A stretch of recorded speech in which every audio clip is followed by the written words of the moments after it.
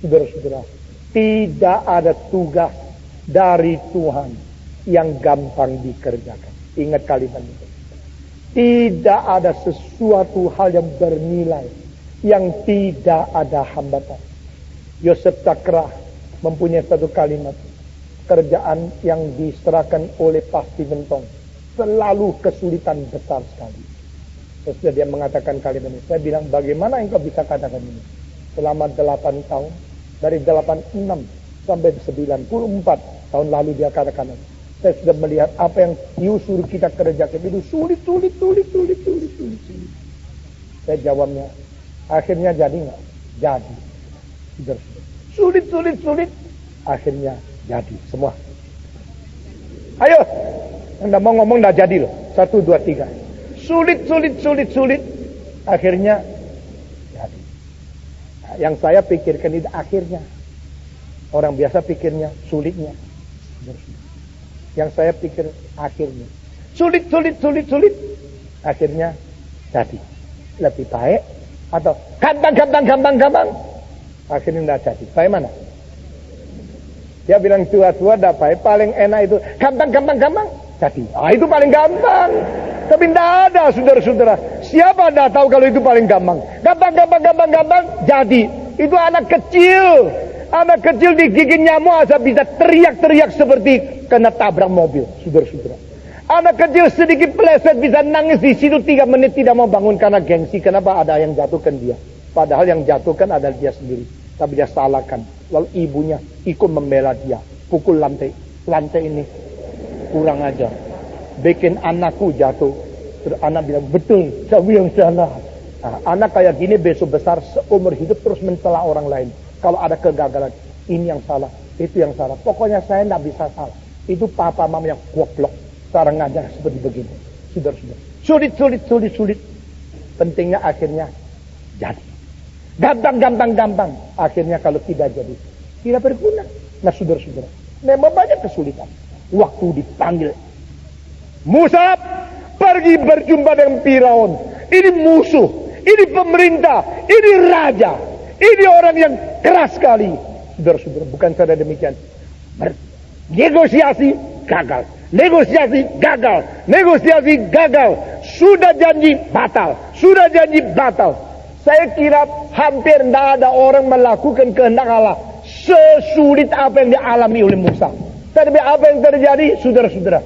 Kegagalan daripada orang-orang Mesir tidak mungkin mempengaruhi akan rencana Allah.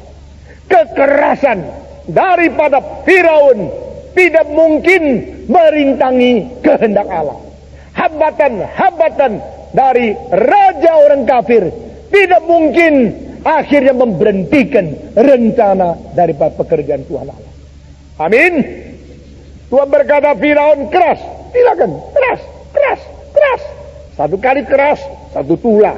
Keras lagi, 1 tula. Sudah beri tula, minta ampun. Sudah minta ampun, kembali lagi. Sudah diampuni, kurang ajar lagi. Kasih tula lagi. 10 tula, sudah kembali membaca itu surat Keluaran. 10 tula yang besar. Sampai akhirnya, tidak mau bertobat. Sudah dihajar, tidak bertobat. Dihajar, tidak bertobat. Akhirnya, anak sulungnya diambil oleh Tuhan. Mati, dibunuh oleh Tuhan. Setelah anak sulung dibunuh, dia baru sadar. Lalu dia lepaskan orang Israel keluar. Let my people go.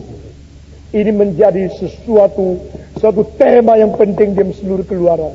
Let my people go from the bondage of your slavery and go to be free, and to worship me in the mountain. Biarlah bangsaku itu keluar. Biar umatku itu keluar. Jangan lagi dibelenggu. Jangan lagi dirantai. Jangan lagi diperbudak. Mereka harus bebas untuk melayani Tuhan. Untuk bersembah sujud kepada Tuhan. Siapa yang menjadi orang yang diutus? Musa. Musa menghadapi Firaun gampang tidak?